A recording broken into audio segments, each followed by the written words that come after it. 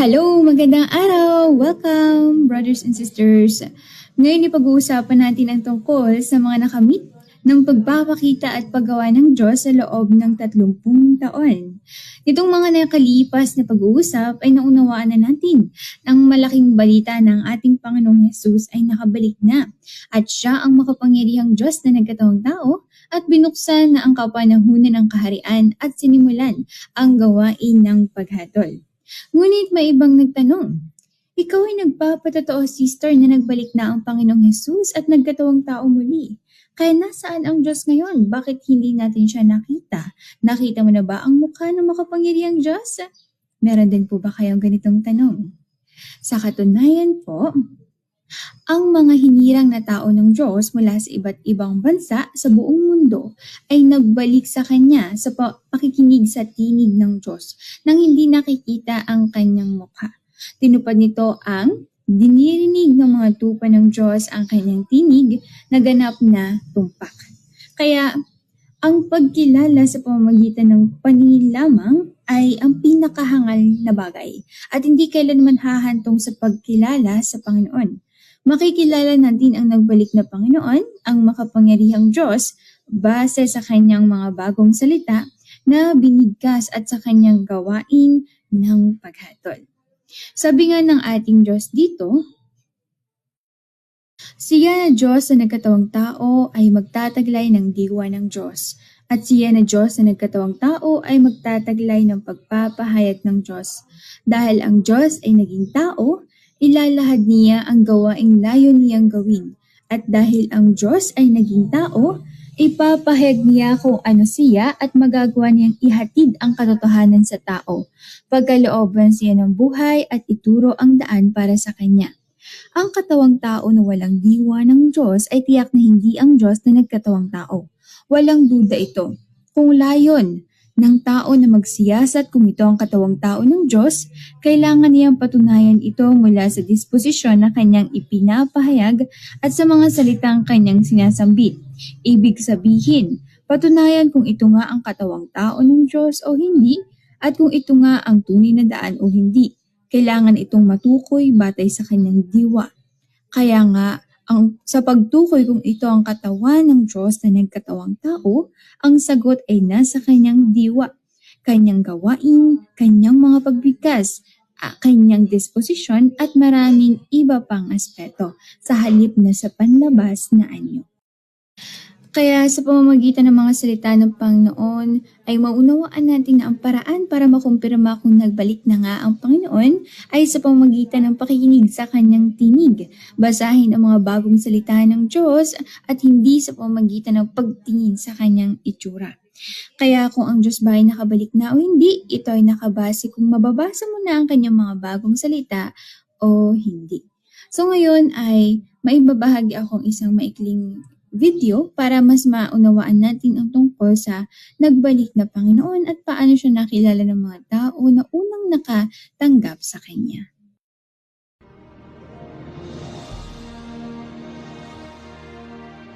Ang 1991 ay isang taon na hindi malilimutan. Yun ang taon na nagsimulang magsalita ang Kristo ng mga huling araw. Yun ang taon na nagbukas ng daan para sa gawain ng paghatol. Simula sa bahay ng Diyos kung kailan nagwakas ang kapanahunan ng biyaya at nagsimula ang kapanahunan ng kaharian. Tinamasa ng mga hinirang ng Diyos ang marami sa mga makabagong salita ng banal na Espiritu sa kanilang puso at ng malaking pakinabang sa kanila. Tunay ngang tinamasa nila ang dakilang gawain ng banal na Espiritu. Natikman nila ang kapayapaan at kaligayahan dahil sa kaligayahan. Dahil dito, tinatawag ng mga taong hinirang ng Diyos ang 1991 na gininto ang taon. mula 11 ng Pebrero hanggang katapusan ng Nobyembre 1991, bumigkas ang anak ng tao ng 120 pahayag na nakatalang lahat sa mga pagbigkas ni Kristo sa pasimula sa ang salita ay nagpapakita sa katawang tao. Lubos na tinupad ng mga pahayag ng anak ng tao ang propesiya ng Panginoong Jesus, sapagkat gaya ng kidlat na kumikidlat sa silanganan at nakikita hanggang sa kanluran, gayon din naman ang pagparito ng anak ng tao at ang mga salita sa aklat ng pahayag. Ang may pakinig ay makinig sa sinasabi ng Espiritu sa mga iglesia.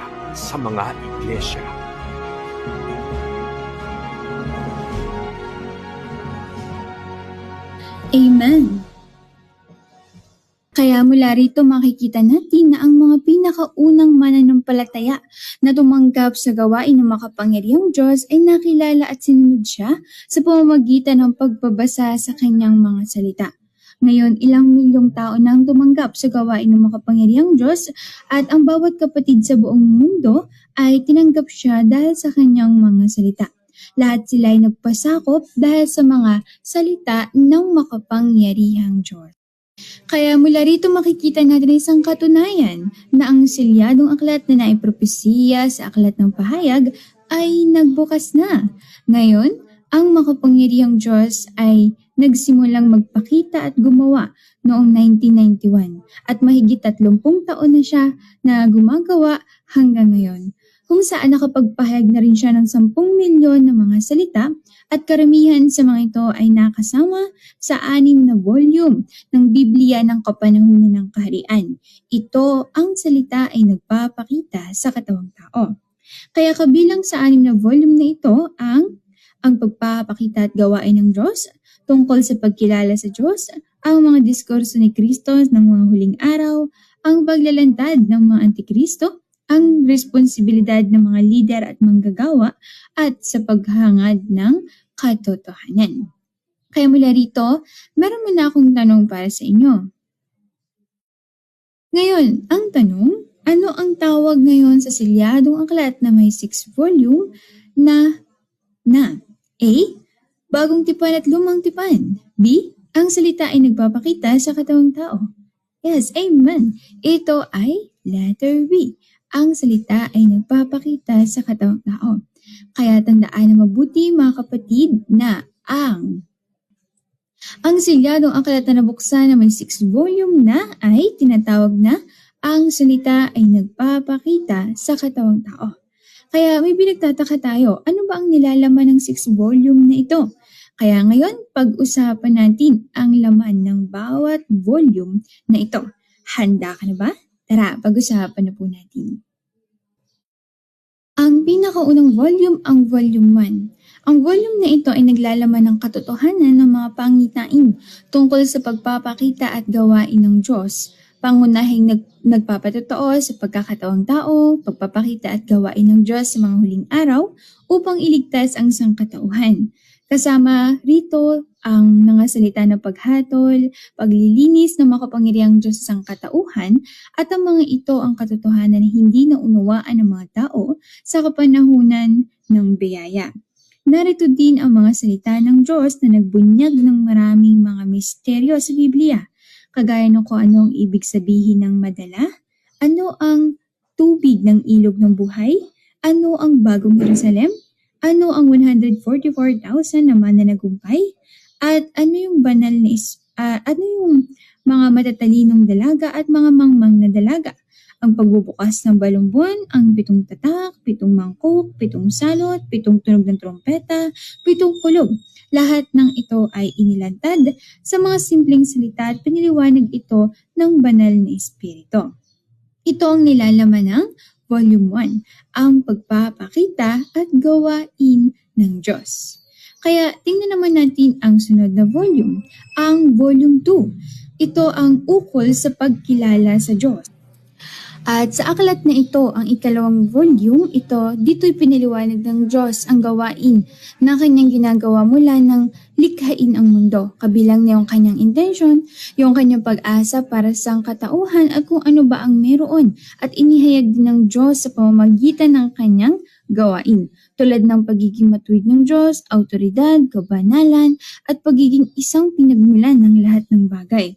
Kaya pagkatapos mong mabasa ang ikalawang volume, magkakaroon ka ng pangunahing pagkaunawa sa Diyos na hindi bababa sa pagkaunawa mo sa teorya kung paano pinamamahalaan ng Diyos ang lahat ng bagay at kung bakit nilikha ng Diyos ang langit, lupa at lahat ng bagay. Kaya ito po mga kapatid, ang pinakamataas na katotohanan na binunyag ng Diyos sa atin. At dako tayo sa ikatlong volume. Sa ikatlong volume, dito na natin mababasa po ang iba't ibang mga katotohanan tungkol sa kalikasan ng tao. At ito ang mga diskurso ni Kristo ng mga huling araw. Ang aklat na ito ay naglalaman ng mga salita ng Diyos na tumutugon sa mga problema sa loob ng simbahan at mga praktikal na paghihirap na kinakaharap ng mga hinirang na tao ng Diyos sa kanilang pagpasok sa buhay. Ang mga pagbabahagian na ito ay tinutukoy ang diwa ng mga tao at ang kanilang kasalukuyang estado, habang ipinapakita rin sa kanila ang mga layunin na dapat nilang hangarin. Ito ang lubhang kapakipakinabang para sa kanilang pag-unawa sa katotohanan at pagpasok sa buhay. Kaya mga kapatid, sa pagbabasa po ng ikatlong volume, natututo ang mga tao kung paano maniwala sa Diyos, kung paano magkaroon ng pagninilay sa kanilang sarili, kung paano kilalanin ang kanilang sarili, at kung paano iwaksi ang kanilang katiwalian. Nagbibigay din ito ng landas para sa pagpasok sa buhay at inaakay sila sa tunay na paglakad sa landas ng kaligtasan. So, yan po ang Volume 3. At dako tayo sa Volume 4. Ang Volume 4 ay isang espesyal na mga salita ng Diyos, no? Bakit tinawag itong espesyal? Kasi sa Volume 4, dito natin makikita ang mga katangian, pagpapahayag ng mga antikristo. Dahil ang Volume 4 ay ang paglalantad sa mga antikristo. So ito ay talagang malapit na nauugnay sa atin. Kasi kung hindi tayo malinaw tungkol sa esensya ng mga antikristo, maaari tayong tumingala sa mga lumalaban sa Diyos. Kagaya ng mga Hudyo 2,000 taon nang nakalipas. Hindi nila nakilala ang mga antikristo at sa wakas ay sumunod sila sa mga ito.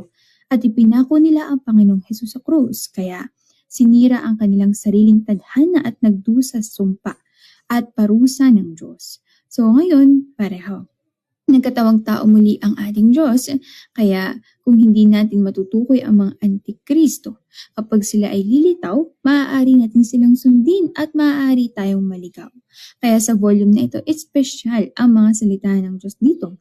Natutulong sa atin para tahakin natin ang tamang landas ng paniniwala sa Diyos.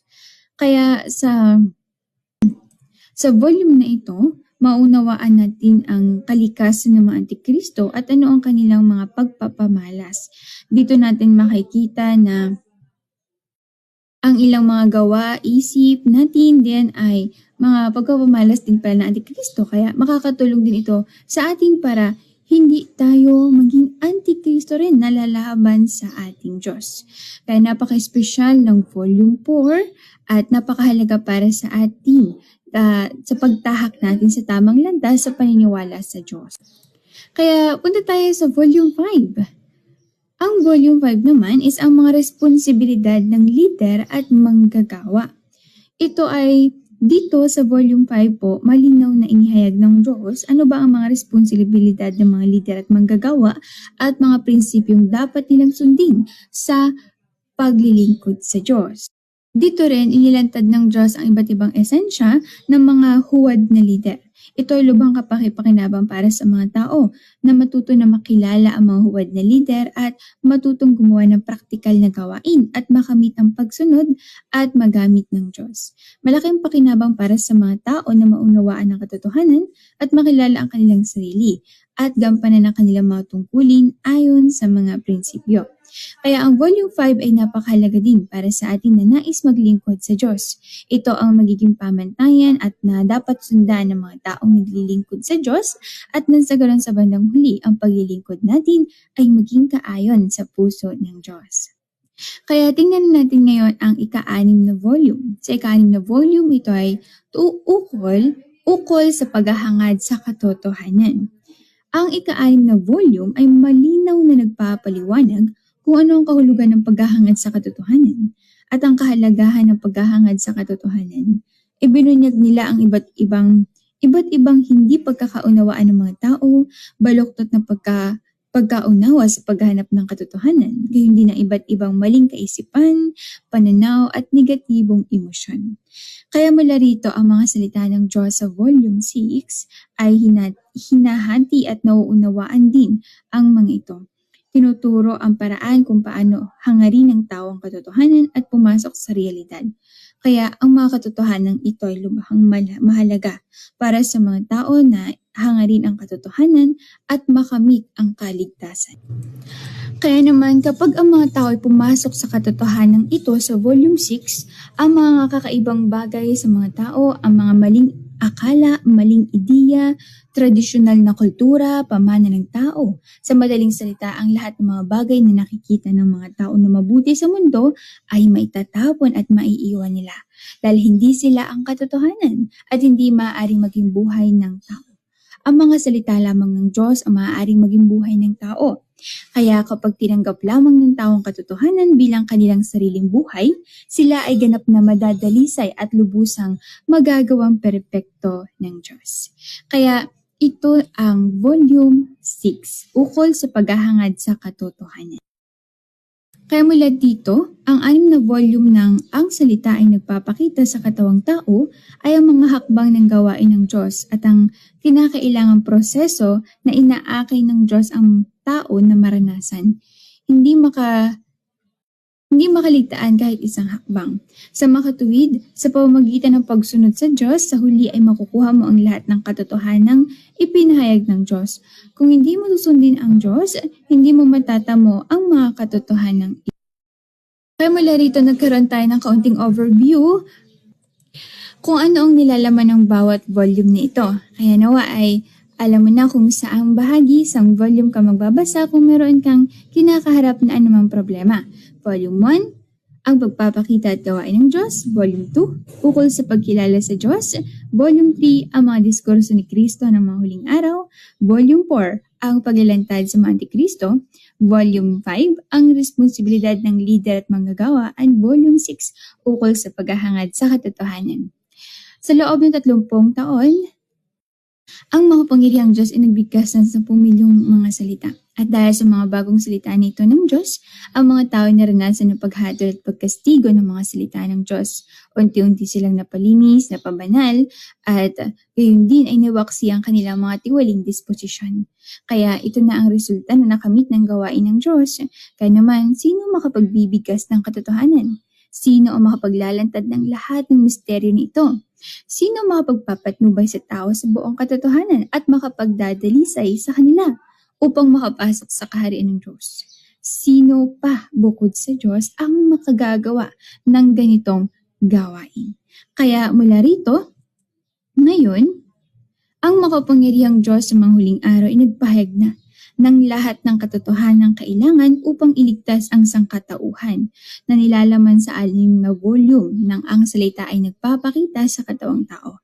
Ang mga ito higit pa sa mga salitang binigkas ng Diyos sa panahon ng kautusan at sa kapanahunan ng biyaya.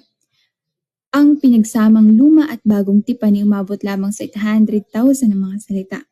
Habang ang mga salitang ipinahayag ng makapangyarihang Diyos ngayon ay nasa 10 milyong salita na. Bukod dito, ang mga salitang ito ay sinalin sa mahigit 40 wika at ginawang magamit sa publiko sa online para hanapin, imbestigahan at tanggapin ng lahat ng sangkatauhan. Ito ay isang katotohanan. Kaya mula rito mga kapatid, makikita natin sa pamamagitan ng mga salitang ito, makukumpirma natin na ang makapangyarihang Diyos talaga ang nagbalik na Panginoong Hesus. Kaya basahin natin ang isang sipi ng kanyang mga salita para higit nating maunawaan ito. Sabi ng makapangyarihang Diyos, ang kanyang mga salita ay nagdadala ng kapangyarihan ng buhay na ipinapakita sa atin ang daan na dapat nating tahakin at binibigyang kakayahan tayo na maunawaan kung ano ang katotohanan. Walang sino man maliban sa Kanya ang nakakaalam sa lahat ng ating iniisip o may napakalinaw at ganap na pagkaintindi sa ating likas na pagkatao at diwa o makakahatol sa pagkasuwail at katiwalian ng sangkatauhan o nakapagsasalita sa atin at nakagagawa sa atin na kagaya nito sa ngalan ng Diyos sa langit. Walang sino man maliban sa Kanya ang pinagkakaalooban ng otoridad, karunungan at dangal ng Diyos. Ang disposisyon ng Diyos at kung ano ang mayroon at kung ano ang Diyos ay lumalabas ng buong buo sa Kanya. Walang sino man maliban sa Kanya ang makapagpapakita sa atin ng daan at makapaghahatid sa atin ng liwanag. Walang sino man maliban sa Kanya ang makapaghahayag ng mga hiwagang hindi pa naipaalam ng Diyos. Mula noong paglikha hanggang ngayon, walang sino man maliban sa Kanya ang makapagliligtas sa atin mula sa pagkaalipin kay Satanas at sa ating sariling tiwaling disposisyon. Kinakatawan niya ang Diyos. Ipinapahayag niya ang nasa kaibuturan ng puso ng Diyos, ang mga pangaral ng Diyos at ang mga salita ng paghatol ng Diyos sa buong sangkatauhan.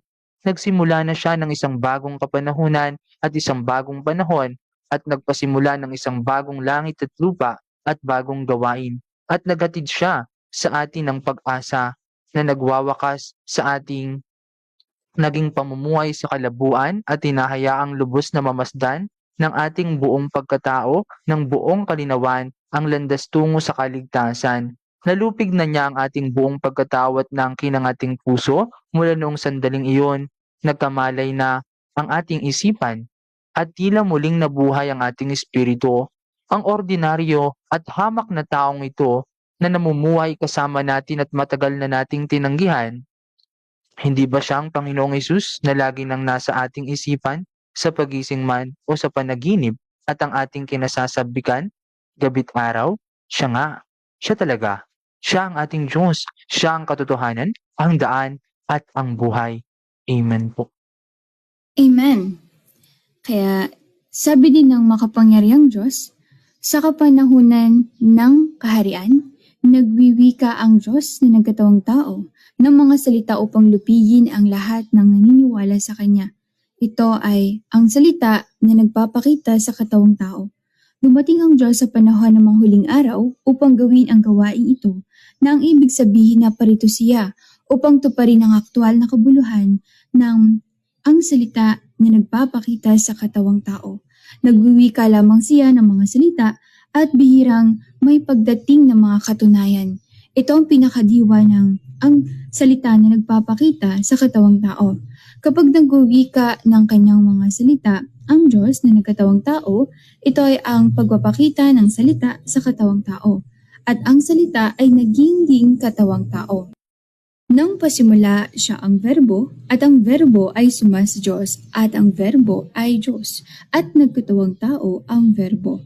Ito, ang gawain ng pagpapakita ng salita sa katawang tao, ay ang gawain tutuparin ng Diyos sa mga huling araw, at ang huling kabanata ng kanyang buong plano ng pamamahala.